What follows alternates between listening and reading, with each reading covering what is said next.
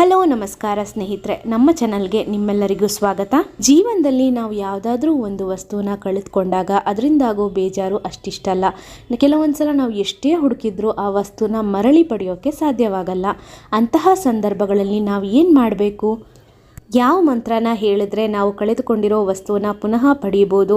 ಆ ಮಂತ್ರನ ಎಷ್ಟು ಸಲ ಹೇಳಬೇಕು? ಹಾಗೆಯೇ ಆ ಮಂತ್ರನ ಹೇಳೋಕ್ಕಿಂತ ಮುಂಚೆ ಅನುಸರಿಸಬೇಕಾಗಿರೋ ಕೆಲವೊಂದು ನಿಯಮಗಳ ಬಗ್ಗೆ ಈ ವಿಡಿಯೋದಲ್ಲಿ ತಿಳಿಸ್ಕೊಡೋ ಪ್ರಯತ್ನನ ಮಾಡಿದ್ದೀನಿ. ಅದಕ್ಕಿಂತ ಮುಂಚೆ ನೀವೇನಾದರೂ ನಮ್ಮ ಚಾನಲನ್ನು ಸಬ್ಸ್ಕ್ರೈಬ್ ಮಾಡ್ಕೊಂಡಿಲ್ಲ ಅಂದರೆ ದಯವಿಟ್ಟು ಸಬ್ಸ್ಕ್ರೈಬ್ ಮಾಡ್ಕೊಂಡು ನೋಡಿ. ಹಾಗೆಯೇ ಬೆಲ್ ಐಕಾನನ್ನು ಪ್ರೆಸ್ ಮಾಡೋದನ್ನು ಮರಿಬೇಡಿ. ಹಿಂದಿನ ಕಾಲದಲ್ಲಿ ಕಳೆದು ಹೋಗಿರುವ ವಸ್ತು ಮರಳಿ ಪಡೆಯಲು ಈ ಮಂತ್ರವನ್ನು ಹೇಳುತ್ತಿದ್ದರಂತೆ. ಈ ಮಂತ್ರವನ್ನು ಹೇಳಿದ ಕೆಲವೇ ದಿನಗಳಲ್ಲಿ ಕಳೆದು ಹೋಗಿರುವ ವಸ್ತು ಮರಳಿ ಪಡೆಯುತ್ತಿದ್ದರಂತೆ.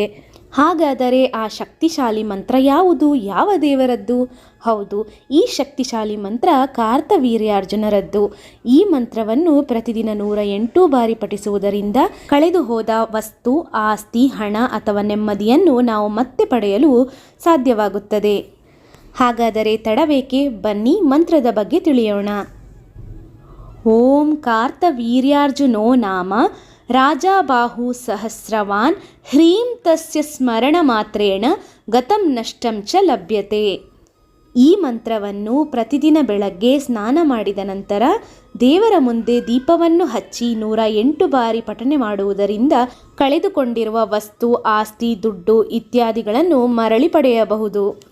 ಇಂತಹ ಇನ್ನಷ್ಟು ವಿಡಿಯೋಗಳಿಗಾಗಿ ನಮ್ಮ ಚಾನಲನ್ನು ಸಬ್ಸ್ಕ್ರೈಬ್ ಮಾಡ್ಕೊಳ್ಳೋದನ್ನು ಮರಿಬೇಡಿ ಅಂತ ಹೇಳ್ತಾ ಮುಂದಿನ ವಿಡಿಯೋದಲ್ಲಿ ಸಿಗ್ತೀನಿ. ಅಲ್ಲಿವರೆಗೂ ಎಲ್ರಿಗೂ ಜೈ ಶ್ರೀರಾಮ್.